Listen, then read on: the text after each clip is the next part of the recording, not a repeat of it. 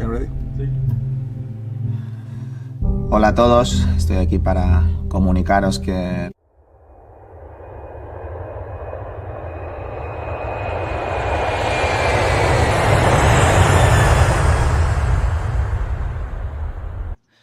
My name is Clara Towson, and I'm a friend of the show. Boom. I am Francisca George, and I'm a friend of the show. Perfect. Hi, my name is Susan Leemans, and I'm a friend of the show. My name is Zainab Sammaz, and I'm a friend of the show. Boom. Hey guys, my name is Sasha Vickery, and I'm a friend of the show. Boom. Hi, my name is Lloyd Harris, and I'm a friend of the show. Perfect. Hi, my name is Jasmine Paolini, and I'm a friend of the show. Wow, Jasmine, you got it in one time. Hi, my name is Jaime Faria, and I'm a friend of the show. Boom. Yes. Take one, well done. Ready? Play.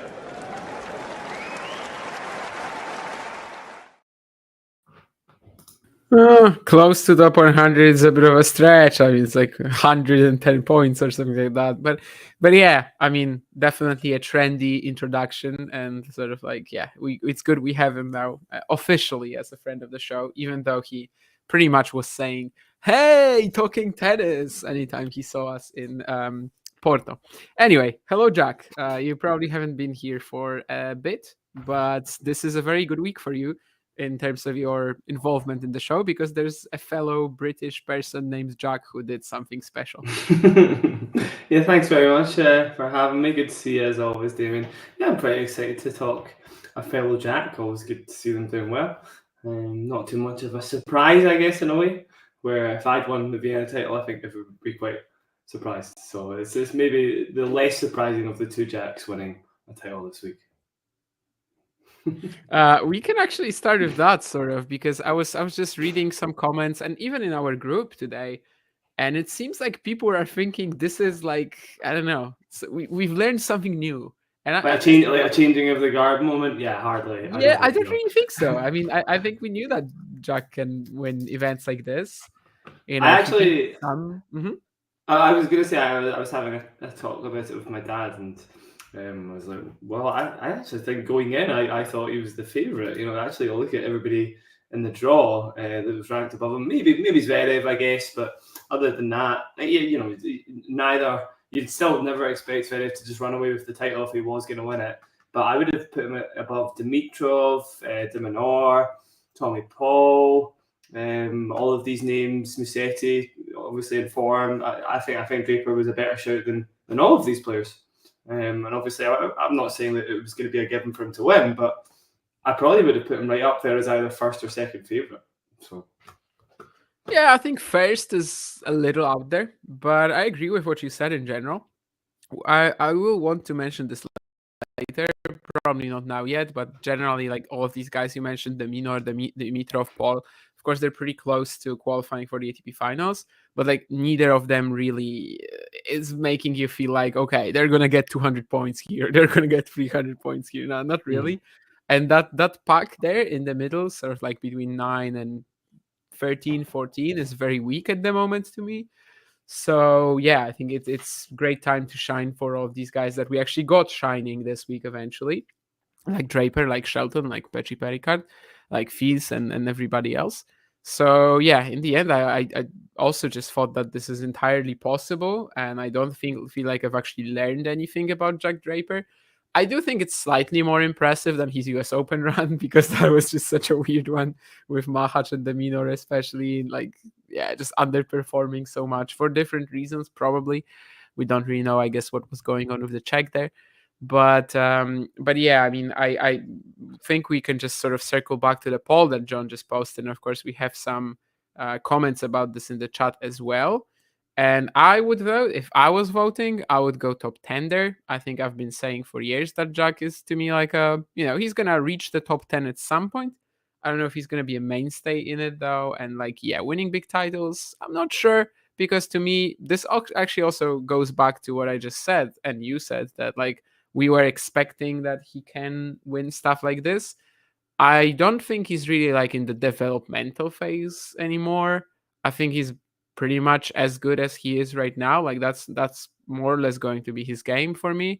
I was like not attacked, but like a few people brought this up recently because I had this tweet when I was talking about like who's gonna be the number 3-ish player after Alcaraz and Sinner, and I mentioned a few youngsters like Shelton, who for example is the same birth year as Draper, same age, and I mentioned Rune, Fonseca, Fields, and the likes. And someone was like, you didn't mention Draper, but to me, he's not in the same stage of their careers. Like for me, what we have right now from Jack is pretty much what we're gonna have from him always. And yeah, I just don't think he has that sort of a high ceiling game. But top 10, I think it's super doable. That's something that hasn't really changed in terms of my opinion. Top 5 would already be an achievement. Yeah, totally. I think there's the possibility sneaks a top 5 because obviously it takes one big result, and there's also players within the kind of 6 to 10, which I suppose you didn't mention there, that I still could see him beating on a good day at Grand Slam. So maybe sneaks a semi-final again or something. And sometimes that's that can be all it takes. A few good results, and then you do squeak into the top 5. However, it would be a pretty not lucky set of circumstances, but yeah, maybe a little lucky actually, I suppose, because if you look at the top 5, I don't think he trumps any of those players. Who's he taking the place of? And for me, it's not going to be any of them. If he came up against any of those players in a slam, I would always side with the other person. We've got obviously Sinner and Alcaraz speak for themselves, Novak speaks for himself, and then the same for Janil and Zverev as well. I just think he would have to get. Is there an argument to be made, Damien, that the US Open opened up for him a little bit? Yeah, I mean everyone was playing horribly against him. I never want to kind of say, oh, he's lucky to be where he is now, because I think he's playing like a top 10 player, but at the same time, he, had he come up against any of the top 5, I don't think he would have beat them. So if that's how I feel, and I don't feel he's going to get much better than he already is, then I can only say top 10 as well. Yeah, and I don't think the top 12 that John is laughing about, I think that's actually a very solid way of saying this, that, Matthew is probably, at least that's how I understand it, but like he's just trying to say that he is going to be, he can be in the top 10, but he's not going to be like a mainstay there. So, I don't know, right now we would have like Tommy Paul, for example, as a similar, I guess, ceiling. Just yeah, he's probably going to get into the top 10 at some point, but he's not really going to be like a career-long top 10 player. But yeah, we also have to remember that there are, like, rankings are all relative.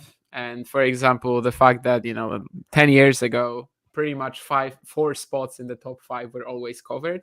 We're likely not going to have that in 2 or 3 years. So, I mean, yeah, getting to that number 5, number 4 spot is certainly doable. There's a question for you from Matthew. Are you saying that his game won't overcome a top 5 player, or is it his conditioning that's the issue? That's an interesting question.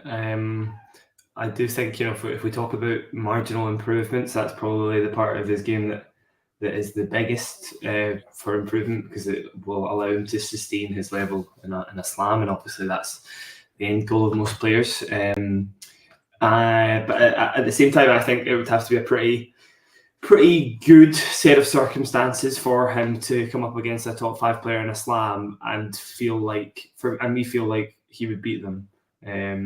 So I do think he, if it's really, really hot in the day and it's really fast, I do think that he's got a pretty good chance. The serve could just kind of carry him a bit, and then he just starts to swing a bit, feel confident.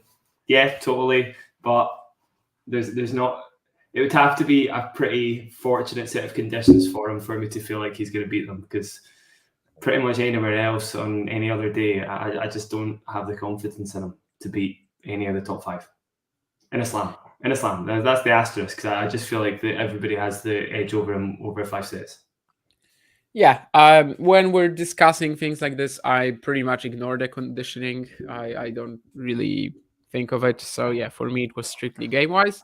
Obviously, I am still like reasonably high on Draper. I think I had him in the Wimbledon semis this year. I was just off by one slam, so it's not like I think that he absolutely can't. But yeah, Keen. I mean, I know you will die on that hill, but you will die, friend. You will die, my friend. You will definitely die. It's easy to feel like that, isn't it? Runa's been off the mat for a little while now, but just cast your mind back to the Paris Masters of 2022, and I'm sure you'll find some confidence again. He just got to find the game again. We saw how good he was. He'll find that again at some point. I'm sure he's still very young. Keep that in mind. It's just Alcaraz and Sinner, obviously. Just they set these crazy standards, and then everybody expects all players to find every facet of their game and settle by the time they're like 23. And it's like, well, give the guy some time. Oh my God, he's literally, he's so young. So. To your question, Nurlan, Draper has not played Shelton. And also, I don't hate the fact that you combined Draper and Shelton, Matthew, here. I just think that Ben is slightly... He hasn't developed his game fully yet, as at least not to the extent that Jack has done. I think Shelton's got a higher peak than Draper. The serve's just insane, and then from the ground, he's not as. I don't think he's as confident. Is that what you're getting at, David? He's not as confident as he really still has ways to go in terms of learning to use the athletic potential he has, being able to trust his baseline game a bit more, and not just avoid it sometimes. Yeah. Because, I think he can be playing better than he is off the ground for sure. And I just think because of college as well, and because of taking a different route, he is a little bit further behind in his development than Jack is, even though they're both the same age. I mean, Keen, if you're saying that Draper has to win a slam or something like that, then I think you overrate him. But Draper and Mpetshi Perricard, have they played? To the best of my knowledge, no, but I might be wrong on that. I think Draper's got a higher peak than Perricard, personally. Yeah. Do you not agree with that, David? No. I agree about that, but I guess we'll get there. But anything else to talk about in terms of the Jack run? There was that second set against Musetti when he was just I don't know, maybe had a fever or a cold or something like that. I have no idea what the exact issue was, but it seems like Lorenzo kind of gave him a helping hand after recovering that break and just gifting it right back. But honestly, today because of that, I was not expecting Jack to be playing as well as he did in the final today. But of course, it kind of took a detour. But I love that. What was it? 6-2 for love? No, 6-4 for love. Yeah. Yeah, 6-4 for love. Up until 6-4 for love, he was pretty much spotless. So I was not expecting that. And for that, he deserves a lot of credit. And we just forget about the last few games, right?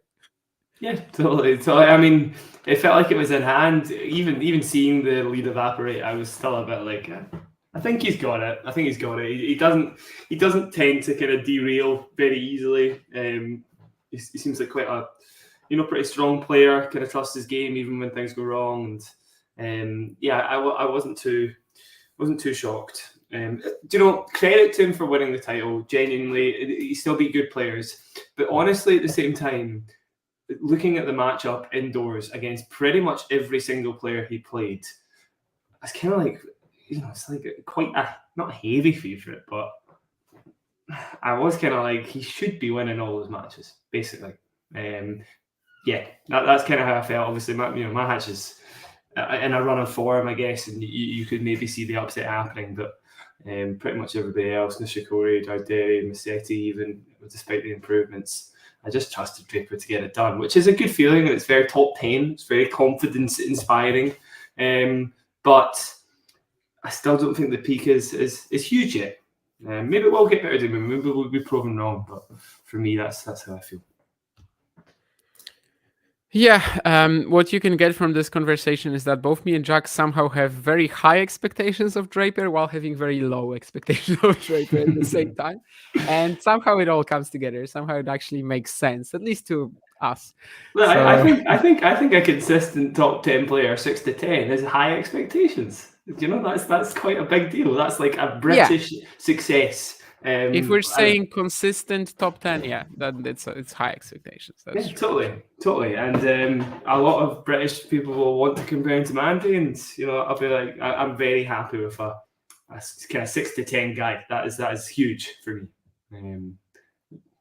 So yeah, credit to Draper for winning the title. I think he could have some more success at indoor tournaments in general. However, we'll see how that translates to the slams at Australian Open next year. Yeah, and in the final, he played Karen Khachanov, who, I know he won a title in February, but there was also a part of the year when we were just like so negative about him, and probably he was very negative about himself as well. Just, the deep runs that he was always getting in the slams in the thousands, they weren't there anymore. The consistency of beating pretty much anybody but the top 10 wasn't there anymore. So, like, from that perspective, absolutely fantastic couple of weeks, obviously. You could easily make the case that you kind of made for Vienna, for Draper in Vienna. Like in Almaty, he just had everything, in his hands. He was playing players he should be beating. But then I guess that changes in Vienna. Couldn't get that final done, obviously. But in the end, this still really is a complete turnaround to his year. If I was rating it at like a C or something, or maybe even worse before Almaty, now 2 titles. That's kind of the most you can really expect, I guess. If he also is able to do something in Paris, I have no idea if this is actually going to happen, but because he might be pretty tired after these 2 weeks. But of course, he's a former champion as well at the Paris Masters. So I don't know. It's just a complete turnaround of his season in just 2 weeks. I might as well just put every name in the top 50 into a hat for Paris Masters and see what pops out the other end. Who knows?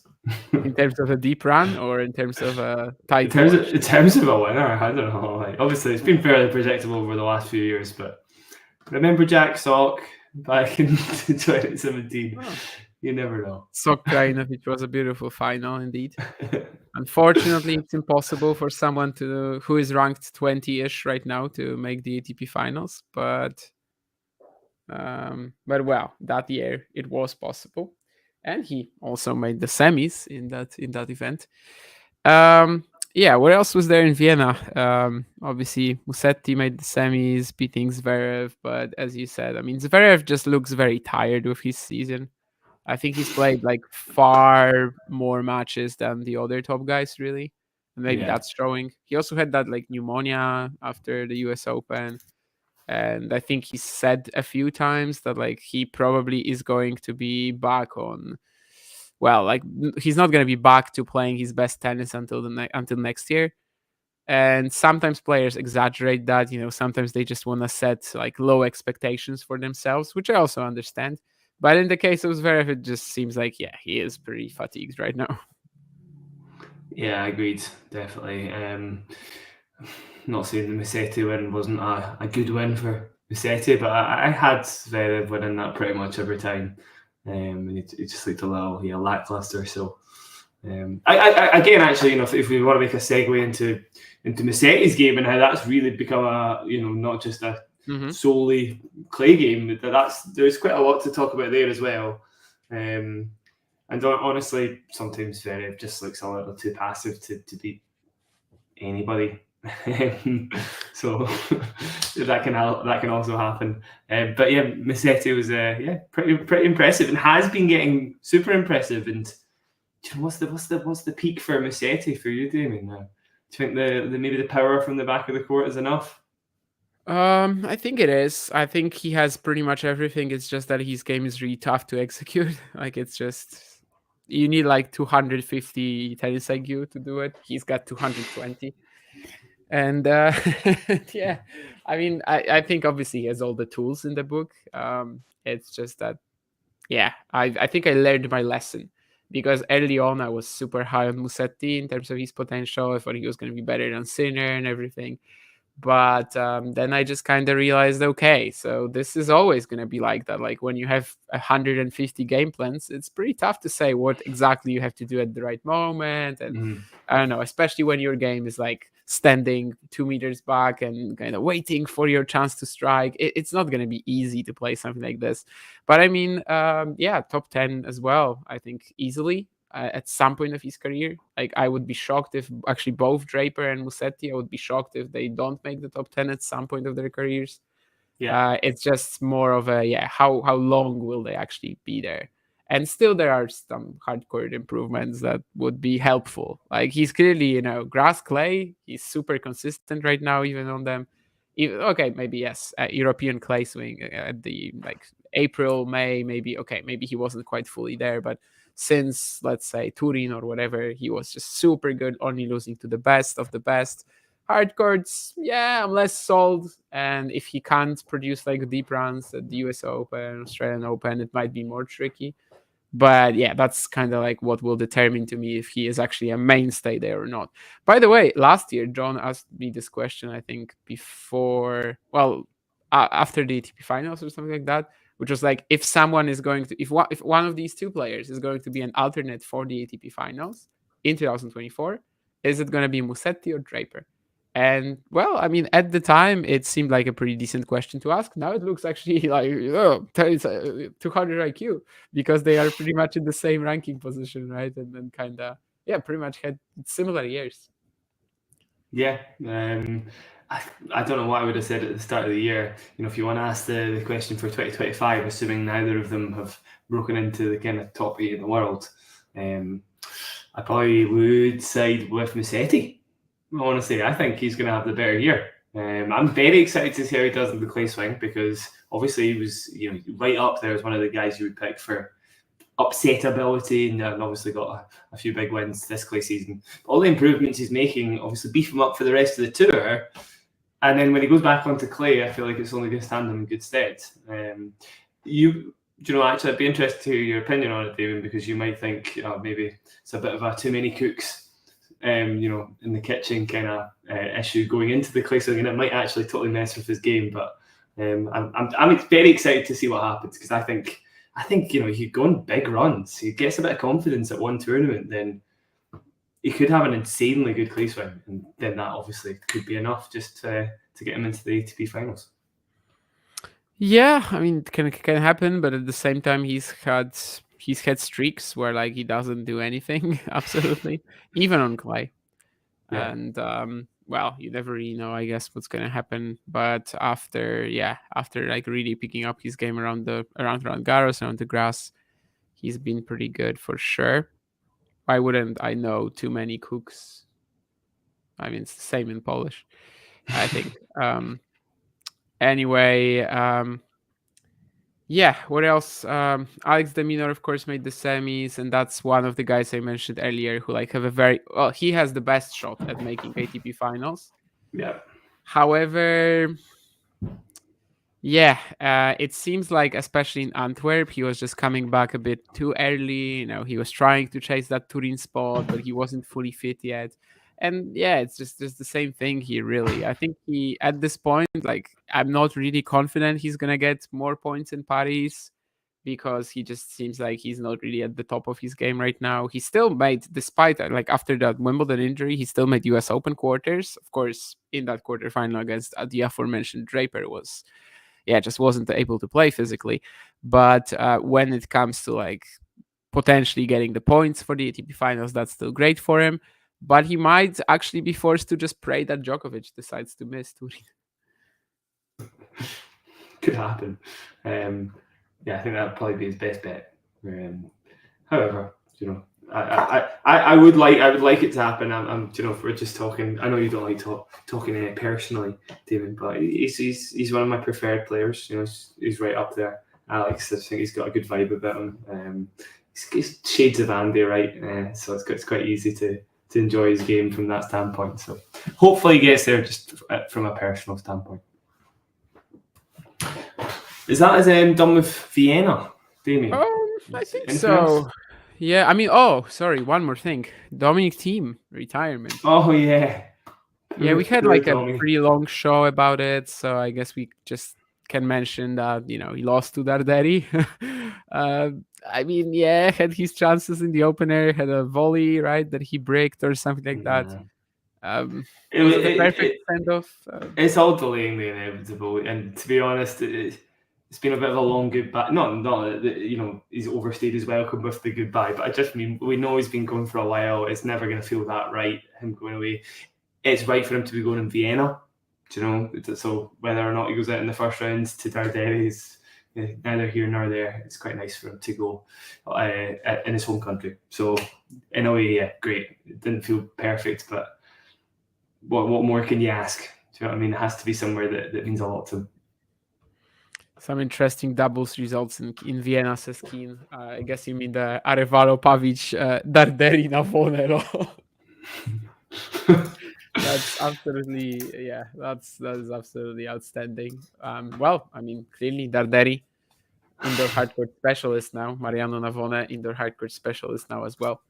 Actually, for Darderi, the win over Team was his first indoor win ever. So that was quite something too. It was only his third match, so I don't want to make it sound like he had a 0-20 record. It was his third match, so okay. Not like he had many chances. I think he played Arna Boldi in a challenger qualifying in 2020, and then Berrettini in Stockholm the week before Vienna. But yeah, I mean, as you said, I think that's more or less us done with Vienna.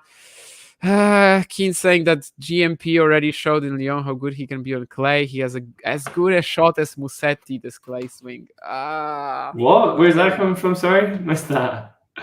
Keen, yeah, no way. I mean, come on, that's a joke. I mean, it's just one clay tournament where the ball's bounced really big. Like, come on. I mean, GMP is absolutely fine on clay. I think, especially early on in his career, he was actually much better on clay than on any other court.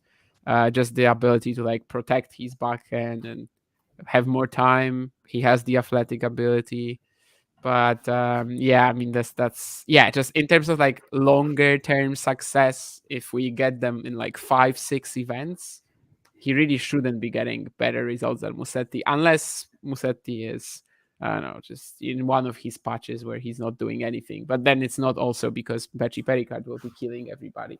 But yeah, I mean, ATP 500 title here, not broken for the whole week. 60 games, only 3 breakpoints saved against Shapovalov. Basel, of course, a pretty quick indoor court, quicker than Vienna, that's for sure. And I saw a tweet today that was pretty interesting to me, where someone was quote tweeting maybe who's the guy, Robbie Koenig, and Robbie Koenig was talking about the Mpetshi Perricard serve and the speed on that, and was very enthusiastic about it. Mm-hmm. And that tweet said okay, why do these male commentators, they always just freak out about someone's serve? Should they should just talk about cars or something like that? And that tweet was pretty funny, but at the same time, I guess that also makes sense, because if you're talking about Mpetshi Perricard, you have to start with the serve, right? I mean, it starts and ends there. Of course, there are other lines of improvement. You also have the volleying that was really good all week. You also have the baseline game, which looks sometimes like a top 100 player and sometimes look like a top 5 player, and it's random. Basically every day he wakes up and then, I don't know, for some reason he decides to be that guy today, or for some reason he decides to be that guy. But obviously, if we're talking about it, the serving, the fact that on the second serve he's barely taking any power off but still landing it a lot of the time, and I mean 3 breakpoints all week, all against Shapovalov, that kind of says it all as well. Yeah, I mean, that's a joke. I've underrated the GMP backhand. Are you insane? I've actually been defending it a lot on Twitter. So many people have actually went at me for that over the years. I suppose you did say there, he does a pretty good job protecting it, but it doesn't every one-hander. I just, No, I mean, I was just saying that on clay he has more time for it, because it was absolutely abysmal 2 or 3 years ago. But when he had time on it and could actually hit through it, then it became a decent shot. There's definitely tweets somewhere in the archives when I was watching him in Sekesh Fehervar or whatever, and saying that, and people were just what are you talking about? This guy's trash. This is a horrible back. But anyway, it wasn't great. It wasn't great on grass. The few times we actually got to see a rally when he was playing, because it's not if it's quick, it's not a shot that is worth anything unless he can maybe start slicing it a bit better, which he did this week, sort of. Mm-hmm. But yeah, I mean, it's only really good on clay or like anything where he has time. He was fantastic in Acapulco this year as well, not the 500 but the Challenger, and that was also like a super slow court. And then the backhand looks like like a real shot. Yeah. Do you know? I just the Robbie Koenig comment. I don't really get the. I think it is an insanely good serve. Like, why not just marvel at it a wee bit? Like, I don't really get it. Why the hate there? It's a good shot. It's a really good shot. It really is quite jaw dropping sometimes. Like, the guy uses every single inch of his height to like attack it. It's and it can only really get better. I don't know. Like, as you say, like, he really goes big in the second serve. He's quite a new gen player in a way, and yeah, like, anyway, it's cool. I don't really get the hate there. It makes no sense to me. Yeah, I mean, anything to say about his run in general? Yeah, we already mentioned the serving stats. It's a joke. Really. I mean, I think despite the fact that Rune's had a kind of strange season, I think strange, not a bad season. It's been relatively bad, but he's still had some pretty decent wins here and there. You know, it could have been worse.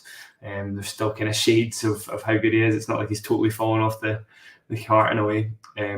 But yeah, I was pretty impressed with that one. Again, it's still, you know, obviously Rune is a great returner, and GMP made him look like a bit of a joke. So yeah, I'm very, very impressed with him, and you know, it's quite weird, the disparity between, like, is he good on a faster court or is he better on a clay court? Because obviously you've said it already, Damien, but the faster it gets, the more that opponents are able to attack his backhand when it does go to a rally, and the slightly slower it gets, the worse his serve becomes, I guess. So you kind of want the kind of happy medium, right? Something that's not too slow, but something that's not too fast. The Goldilocks court for a GMP to win on. Against the better players, a little asterisk, I guess. The really good players of the world. There are a lot of players like this, I think. I think Tsitsipas is also one of them. Or like, if it's super, well, maybe in the past, but like, if it's super fast, he can win with serve and forehand. If it's slow, he can actually protect the backhand and use his versatility and just play a completely different game. And there's probably more players like this. But yeah, with GMP, especially when he was coming up, I think first of all, he was like really good on clay. And after that, it's actually the results that on indoor hard courts, grass, that improved eventually. When maybe it just didn't become as relevant, that he had to be more all-rounded, I guess, or something like that. And if you're GMP, I mean, obviously, if you have a serve return breakdown like this, where like you're probably one of the best servers on tour right now, maybe the best, and you're one of the weaker returners in the top 50, in the top 100, you pretty much are just destined to play lottery matches left and right. So like, he's never out of a match, and he's also never certain to win a match. I mean, he almost lost to Fajing Sun recently in China. Like, it's just what it will be, I think that I was really underrating him before this year in terms of how quickly he will actually gain some consistency, and how when he fires up for the week, he might just claim the title like Lyon or Basel now. But all in all, there's definitely, I think the extremes are good for him. It's either very slow or very, very fast, and he's never out of the match, which I guess is the main thing that is really going to stand out about his game. People sometimes ask me, I don't know, do you think Giovanni Mpetshi Perricard has a chance against Rune this week, or a chance against whoever he beat? Shapovalov, well, I guess he was like 50-50 at least there, but especially against Rune, for example. And the only thing I can say, I mean, the guy it's gonna be slim margins, because every single match he plays is slim margins. Yeah. What was I about to say there? I'll come back to me, Damien. I can't remember. Something about clay. Something about. Come back to me. I can't remember. Yeah, I don't know. I said something that he was like really good on clay when he was coming up, and then that. I was talking about Tsitsipas as well. Yeah, it was Steph. Of course, it was Steph. Yeah, it was about Steph. I was going to say the difference for me, obviously, is Steph's forehand is a top 5 forehand, and when he's on a really, really slow court, the players have to do so much with his serve to stop him just attacking and pretty much finishing the point on that +1. We're not going to say at this stage GMP has a forehand like Steph, so it's not going to be the same game that Steph very, very, very confidently plays in a place like Monte Carlo. So there's still improvements he can make in that kind of way. More of a Steph Tsitsipas game, and you can't always just completely rely on the serve. Yes, it's insanely good, but yeah, until everything's a bit more polished from the ground, you're right, it is just going to be a lottery half the time. You can't make big runs at big tournaments if it's a lottery half the time. Yeah, I think especially when you factor in that you have to win 7 or play 7 matches at a slam, it makes it tougher for players like this, definitely. When every single match is a 50-50, you're way more likely to win 4 or 5 matches than 7, obviously. Not a 50-50, but yeah, more or less there. And not the first player, of course, to ever run into that dilemma. Usually these styles, they don't really reach the very top. But of course, winning a 500, that's a massive achievement, way ahead of schedule for this year, I think. That Lyon title was already great, and after that, Wimbledon as well. But yeah, 500 is way ahead of schedule. So that is a fantastic week for him, for sure. The thing is, though, with players that really make it a lottery match, they can drop off the face of the earth. Not drop off the face, that's harsh, but they can certainly go on pretty bad runs. Who was it you mentioned a few years ago, Damien? Weissler. Weissler. So the Swiss player. Total kind of lottery match player, just goes for absolutely everything. Was in the top 50. I don't think you ever said he was going to go higher than that, to be fair. But obviously the upset ability of his game, he totally could have, and I think he's kind of floating about the kind of 80 to 90 mark now. You'll know better than me, Damien. I don't know, something around. Well, he's way outside the top 100 still. Oh, is he? Okay, there you go. Way outside. Way outside. Fighting lower level of the challengers, I guess, at the moment. So yeah, it's a weird thing actually with Whistler, because on the one hand, everyone who was saying that he has a lot of potential was right. I mean, the guy got an ATP Tour title, right? But at the same time, just didn't last really long. And I did remember. I was actually talking about him as well today when I was recording something just before this show. That like Virtanen breaking the top 100 right now, you kind of feel like, again, because on the main tour you only need to win 40% of your matches, players like this are gonna be fine, and players like this are gonna stick around. And I just don't know if to count Whistler as someone who actually can or not. Because sure, ATP 250, but at the same time, he was only on the main tour for like half a year. But it's right now he's just not even close to the top 100. So it's a weird one. I think Mpetshi Perricard, we also many times compared him to Chris Eubanks, and that makes sense a lot as well. That he is just a more athletic version of that game. The forehand is very similar, I think, in that it's like zero spin, so just flat pace, and if it clicks, if it's working, it's just impossible to really get that back. But he should be doing much better than Chris Eubanks, I think. Just athletically, it's completely different. It's just night and day. He doesn't. I mean, he obviously looks huge, but proportionally, he maybe doesn't look. What height is he? 6'9". Doesn't really move like somebody who's 6'9". So definitely not. Yeah, so he definitely has the potential to do a little better than Chris Eubanks. What I think probably the question on my mind, Damien, because serve with GMP. I think I would like to talk about Shelton, because I think his year's been interesting, his development's been interesting. We kind of touched on it earlier. Potential to improve from the back of the court. What's your thoughts? What can improve exactly? The forehand, right? Maybe. I would actually think he is the backhand he usually doesn't trust. He's just like unwilling to stay in the rally with it. I don't know. Definitely the forehand, I think it has some nice moments when he's whipping it a bit, and just focuses on the precision a little bit more, can spread with it better. He's had matches when it's just like one step forwards and two step backwards usually. Basically, he has a very good match when he's like, he's playing pretty smart. He's really like, whipping that cross court and getting that spin in and opening up the court. And then the next match is, just way worse than that. I liked what you said about sometimes you can see he doesn't really trust himself in the back of the court. So kind of serving volleys out of nowhere sometimes, and obviously he's got a great serve, but you can't do it against some of the better returners in the game, or even then actually, just sometimes he just does it at the wrong times, and he presses a little too much. You know what my favorite example is? Against Bublik in Madrid. Like, this isn't an opponent against whom Shelton should be serving volleying every single point. Like, this is an opponent he should be just outplaying off the ground. Yeah, totally. You're right. Because actually giving a player like that a target as well, it's like they can just rip it, and if they make it, they make it. If they don't, they don't. It's like a very bad strategy against a player like that, right?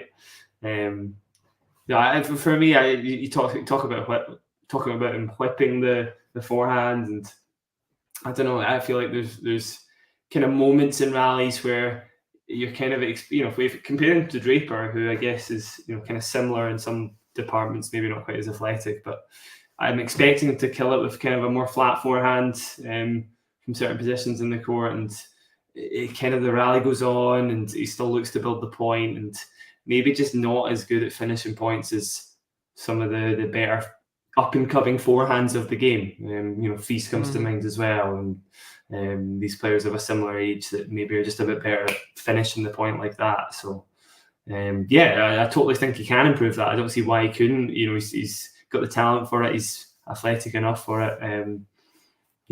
He should be able to do better, in my opinion. I'll ask this question this way: like, is Ben Shelton, like, how likely is Ben Shelton to have a worse year in 2025 than he did in 2024?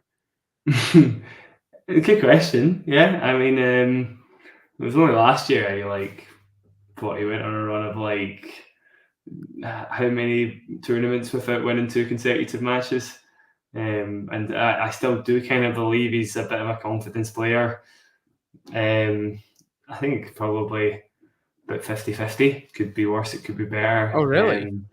I mean, I guess statistically we would expect some of the improvements he's been making to fall into place. So maybe I'll lean on the side of it. It would be more likely to be a better year, but I'm not filled with confidence. I think these things take time to really trust, and we would expect him to do his best at a slam, so he could just as easily, if he does put some of those improvements into place, beat one of the kind of the higher ranked players or lose to them. A lot of it will be a bit of a lottery for me if he doesn't make the biggest improvements to game he needs to make. So I don't know, David. I'm not really sure because he kind of is up in the air, and I'm not expecting all these improvements to happen overnight or even within the next half a year. We'll see. It's not like he's been improving at an alarming rate, right? So yeah, that's true actually. But yeah, I don't know. For me, I just feel like what we're seeing this year, it's stabilization, it's base level, but he's not going to go below that. That's my take. I've been quoted about this recently, and people will remember. So I don't know. He'll crack the top 10 next year. You said that last year too, John. So I think a lot of people did actually. I think I might have said that if he does, he's probably going to break it. But then after the US Open fallout, because it's unlikely he's going to defend the points. But yeah, in terms of the 2023, 2024 you definitely did. 2023-24 better conversation for me. It's different, definitely. It's just less highlights, but a more solid level overall. And yeah, I just think that probably next year he's gonna be a little better than this. I just don't think he can be worse. That's kind of my opinion, and we'll see. Suddenly we're seeing some Stefanos Tsitsipas tweets on the screen. I mean, this is just loads of Steph nonsense, isn't it? That's filling our screens. Yes. Yeah, I don't really have anything to say about this, Kind to be of, yeah, honest. similar to his interacting with his tweets. I just think you don't give them any credence and just walk away. He probably stole this anyway from somebody. Yeah, he probably did. That's true. Yeah, Jake. I mean, he's had moments when he was doing that, definitely on clay sometimes. But yeah, it's all like, as I've said earlier, like one step forwards, two step backwards sometimes with him.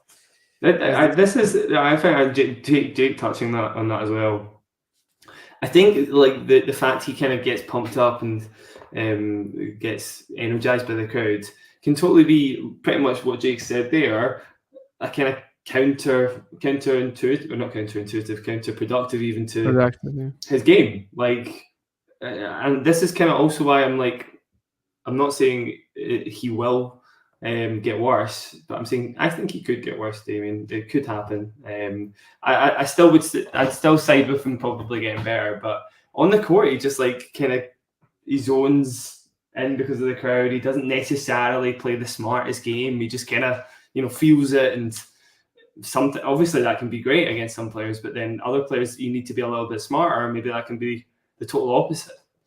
Obviously it's a while ago now, but when he played Novak at the US Open, that was always a done deal, and he probably played about the best he could then, because he was just like absolutely killing the ball all the time. Like the crowd were behind him, and he just didn't play a very smart game because yeah, I mean, Novak, for that moment in time, it was the best he could have done. Yeah, I don't disagree.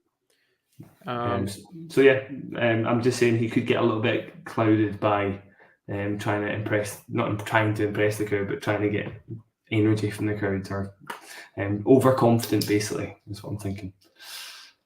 Yeah, unfortunately, we won't be able to ever like replicate that much anymore, because Novak is not going to be Novak from 2023, and Shelton is not going to be a Shelton from 2024. But like, I would like to put him right now in that match and see how he plays and what he does.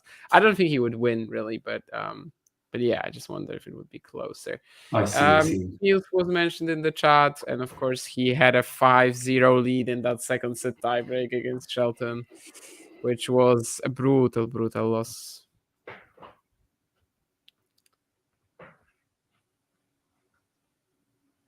I like that question. When you hear the words "can lose to absolutely anybody," what ATP players come to your mind first? Obviously, we must be talking like top 50. Yeah. I mean, it can't be 650. Yeah, it has to be someone who can like. I mean, we were just talking about Mpetshi Perricard, so that's kind of tempting. But maybe someone like Marozsan or. That's the thing, Bublik. Bublik, yeah. Bublik is the classic example, I guess. You probably can't go better than Bublik.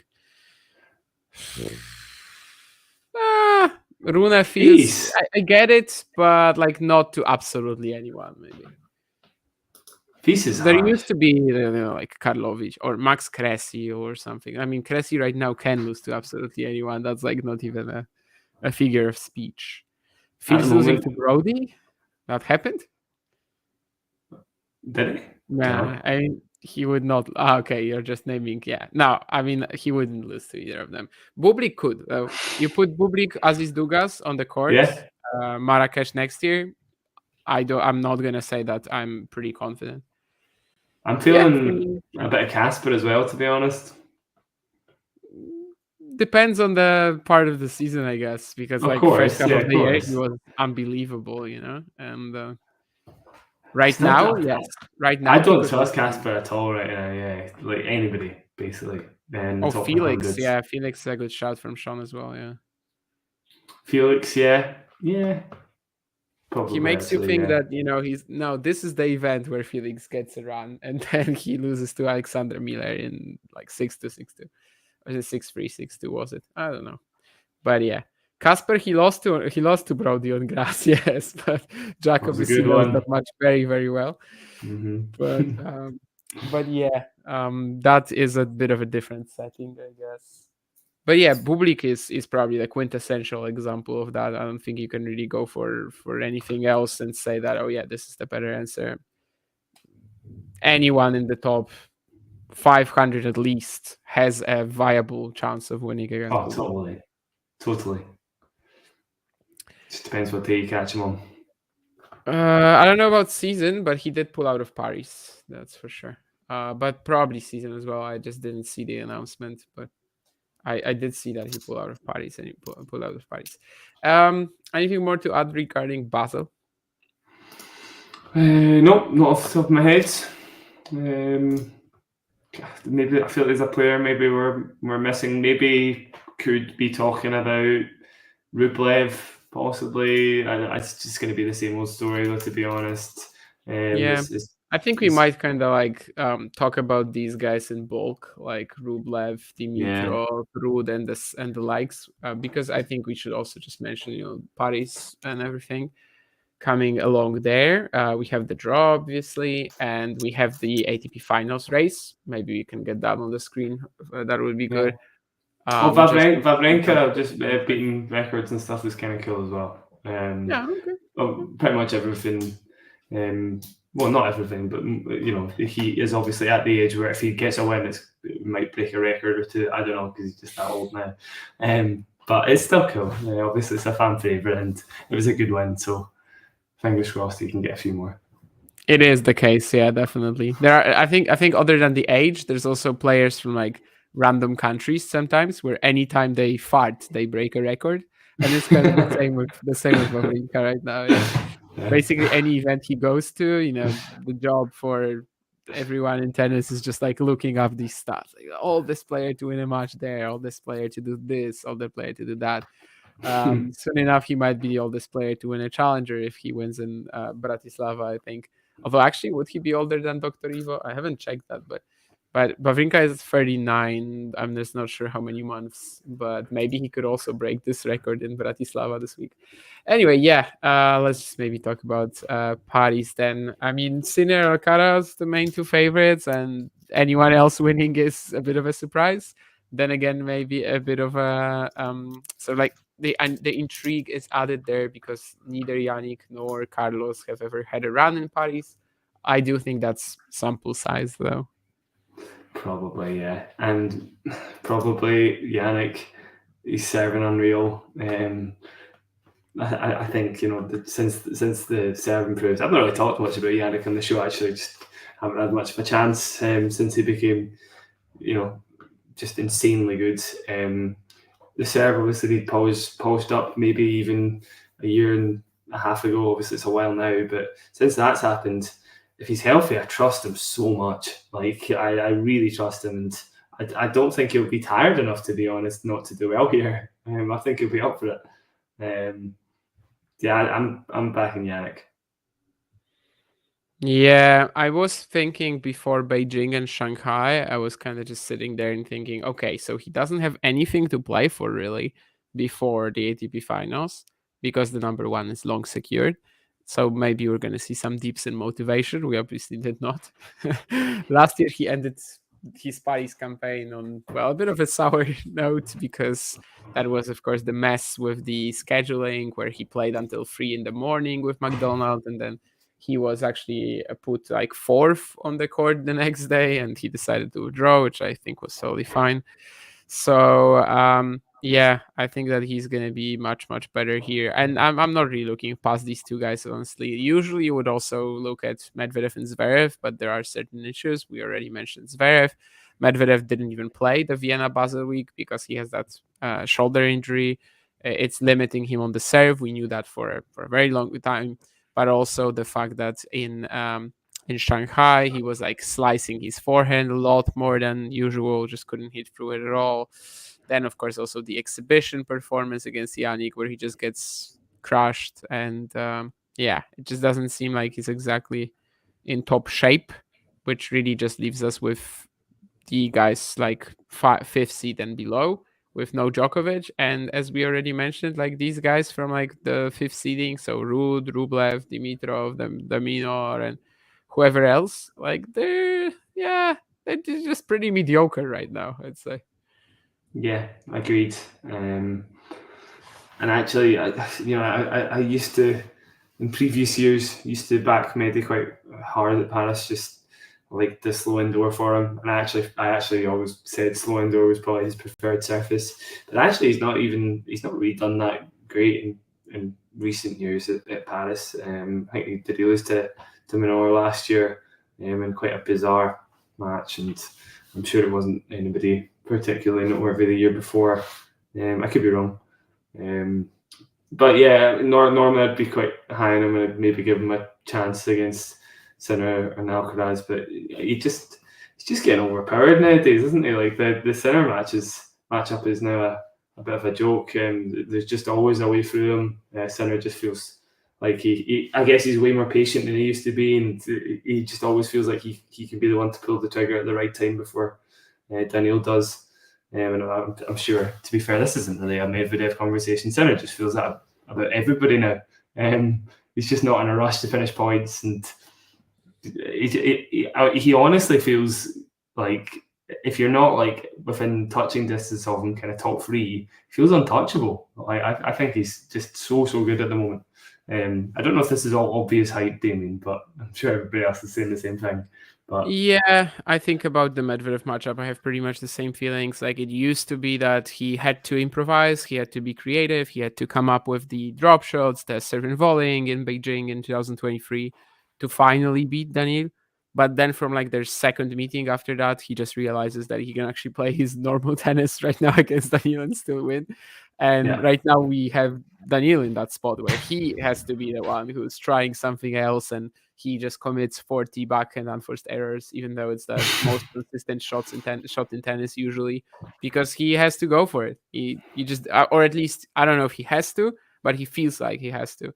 Yeah. And that's been the entire year really, which in Australia was very understandable because he was so tired that he knew that he cannot play any other way. Almost got it done like that. But after that, yeah, it's just clear that now it's Daniil who knows that he has to come up with something. And as you said, this also can pretty much go to every single matchup. Like the game of Sinner is just so efficient right now that yeah. Two incredible wins for Fognini in Paris qualifying. Yes, indeed. Although to still finish top 100, he will need some major work. He has that Valencia title to defend. He has the Met semi. So I don't know if it's going to be enough, but beating Cazot and whoever he beat in the first round that I just forgot was definitely quite impressive. Who? Yeah, Marozsan, yeah. Marozsan, yeah. And I checked, by the way, and if Wawrinka wins Bratislava, he will not break the Ivo Karlovic record by about 20 days. Oh, really? So that would be a fantastic story if he does it, but not quite. It's still quite a big ask for him to win the title, to be fair, so it might not happen. With the quality of the draw, yes. He might play Jacob Fernley in the quarters. Jacob Fernley was just mentioned by Keen in the chat as well as a Keen said top 30 player. It's quite bold, but I mean he's playing quite bold, he's playing quite confidently, to be fair, and he's sneaking his way into ATP draws. So a few big wins, and you can kind of just fly in there sometimes, depending on where you do it. And he's obviously playing confidently enough that, why not? He's in with a shot against quite a lot of players. So, totally. It could happen. And yeah, Drake, of course, right to point out that the serving, it does hurt Medvedev even more in that Sinner matchup where he, really needs to hunt for any edge he can get. Shelton against Sinner, second round, potentially. I mean, that's probably one of the nastiest second round draws he could have. Yeah, totally. That's pretty tough. I mean, Shelton must be right up there as like 17 or 18 or something, right? So it's like the highest ranked unseeded opponent, possibly. And it's also one of these like opponents who pretty much makes every match a lottery, or at least can. Well, he's 23rd right now. He dropped a bit, but yeah. I guess that's pre-Basel, though. Well, he's 23rd, sorry, pre-Basel. Yeah. Yeah, so I'm pretty sure he's very close to that. And honestly, ranking aside, he's probably right up there as the most unwanted conceded opponent, I would have said. Maybe number Draper. 19, yeah. Draper might be up there as well. Kian had also said Marcus Wallace won a title this week. That is good. That is good news. I'm rooting for him. He's now in the top. I think he was in the top 100 before. What would he be now? Do we know? live doubles rankings. Yeah, very close, I think. He would be. He's way up there, yeah. I mean, obviously now, 81 in the world now. That's him into slams, or Australia at least. Yeah, it's cool. I've been rooting for his partner as well, Scott Duncan. We really are taking a departure now, but he's had a pretty rough time at some tournaments.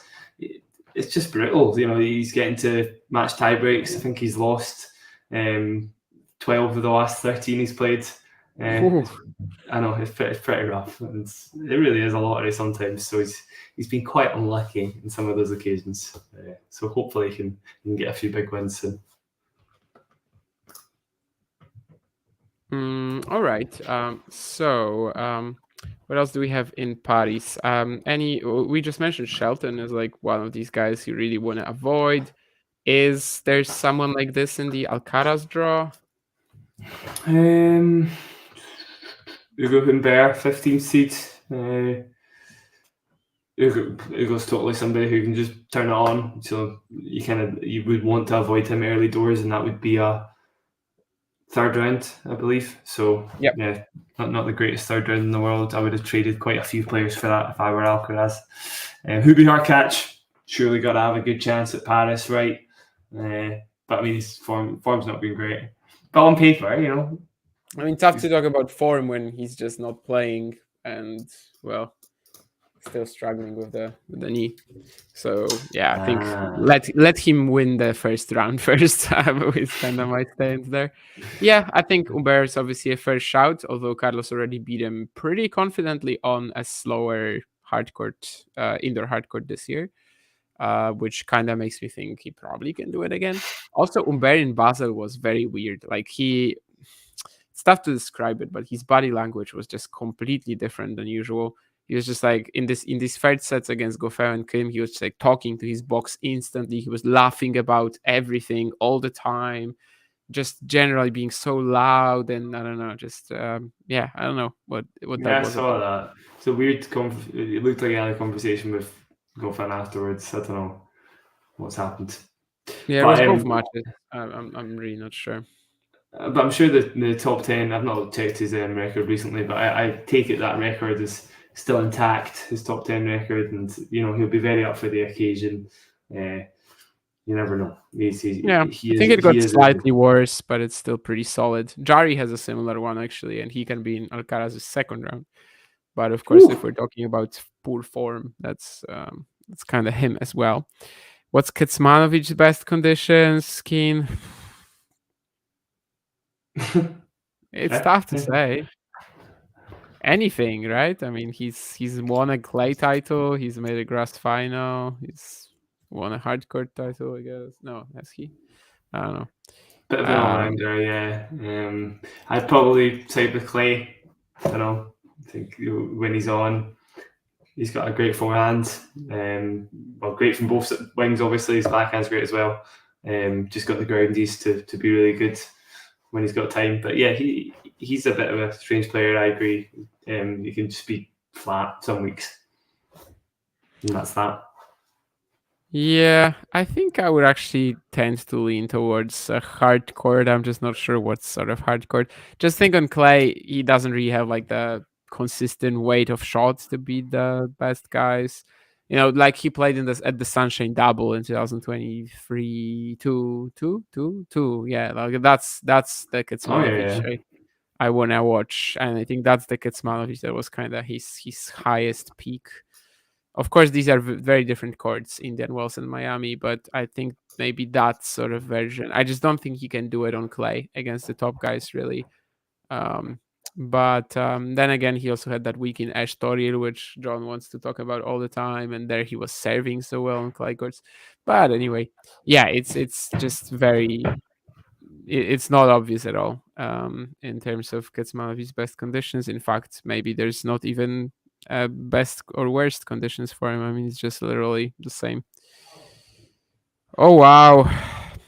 Nicola Kuhn. I mean, right now, even top 200 Keen would be fantastic. I mean, I'm glad you reminded me of his existence because, of course, once more, we have him struggling with health and just... well, he's been out since July after finally getting a pretty decent season in. He was actually in that Glasgow Challenger, so you should remember that, Jack. I didn't remember that myself. But yeah, top 200s, like I would take it right now, Keen. Like I would take top 200s. I just don't think he will ever make it back really at this stage. So I would take it. Martinez making the third round. Oh wow. Where is that? Sorry. No, John is making the call that Pedro Martinez will make the third round. I mean, he has to beat Thompson and Roots to do it, so it's not impossible, but this just ties into exactly what I said. You know, if we're saying Ruth could lose to anybody in the world, Pedro Martinez on a hard course got to be right up there, right? Kinda has to be. Yeah. He is 24, Keen, but I mean, he gets back for 5 months, he wins some ITFs, and then he's out again, and another surgery and another surgery. I just don't know if it's possible. Sonego could beat Alcaraz. Jesus. Hopefully not. I mean, I don't know. Sonego sometimes just drains the life out of me. He does nothing all year, and then he just comes in, wins a match, and I don't know. It doesn't matter a great deal anyway. Do you think we will see another pure serve and volleyer get to where Cressy got to? Probably not. I mean, how many pure serve and volleyers do we actually have? Like Shelton obviously doesn't count. Mpetshi Perricard doesn't count really. So probably not. I think Cressy said he was going to could potentially get to number 1 in the world. I mean, he could, right? Yeah. No. But yeah, he had some great achievements for his game. He totally did. And I was saying it tongue in cheek, of course I was, but serve and volley, you've got a chance against anybody in the world. It's just one of those styles that's a bit of a lottery. It's just, it would be a pretty good win of the lottery to get to number 1 in the world. Yeah, that's impossible. Like that's like physically impossible in this era. But getting to where Cressy is clearly was possible. Is it accurate to say Gaston Moutet and Lestienne all play very similar? More or less. Similar. I don't know if I would go very similar, but yeah, definitely all lefties, all magicians, all pretty weird magicians, guys. Hacky is the word we would use in Scotland. Is definitely it works. Yeah. All right. I mean, anything more about the Paris draw, really? I mean, we mentioned the ATP finals race a few times, but the situation there is really pretty much the same. Like, De Minaur needs a pretty decent run, unless Djokovic will withdraw, which he is capable of getting, I think, with his draw, because he's facing Navone and then Baez or Davidovich Fokina. Actually, Davidovich Fokina getting in there as a qualifier is pretty tough, but maybe if he can just make the quarters here, beat Fritz, or I don't know, Draper doesn't go on a run after Vienna, maybe it's possible for him to get this done, and then Rublev loses early or something like that. But otherwise, if not De Minaur, then you have guys like Tsitsipas, Dimitrov, Paul. They all need at least a final or even a title, which is possible, but it's also not that likely. I mean, we've been seeing, even this week is a perfect, this week is a perfect conclusion for how the last few months of this season have been looking, in that the ATP 500 titles this week, Basel and Vienna, not even the titles, but also the finalists, like it's not these guys. It's the guys from the back row, because they really get a chance to shine here. And it might be the same in Paris. Yeah, I think you've pretty much summed it up. The likelihood of De Minaur getting to the ATP finals, yeah, not much else to say. It's going to take a pretty not mental set of events for one of the others to get in, but it's pretty unlikely. Yeah, that's all I would say. Again, let's just, the only thing I would say, and I did touch on it again quite tongue-in-cheek at the start, but Paris Masters can just be mental, and anything can happen. And it's been kind of predictable winners maybe in more recent years, but yeah, just Dimitrov made the final last year.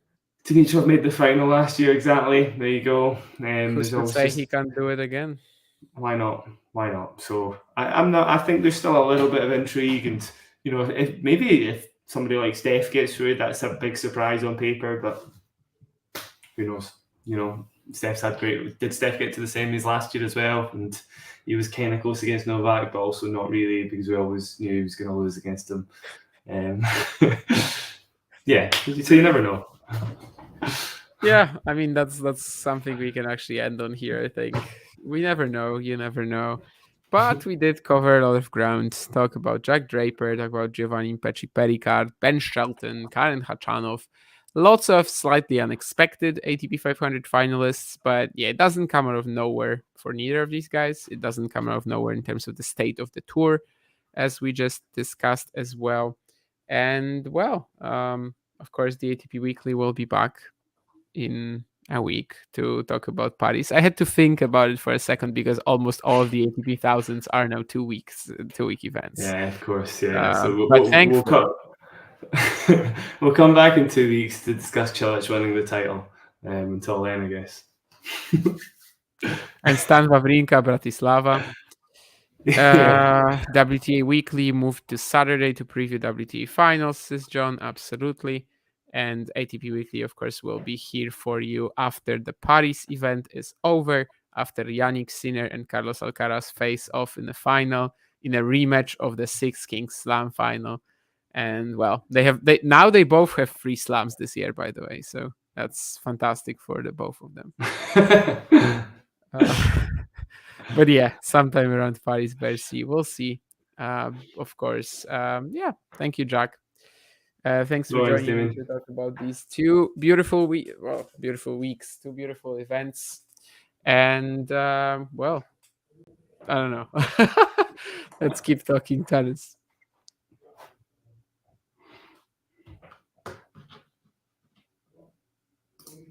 If you enjoyed this video, make sure you hit that like button. Don't forget to subscribe and click that notification bell so you don't miss out on all things tennis.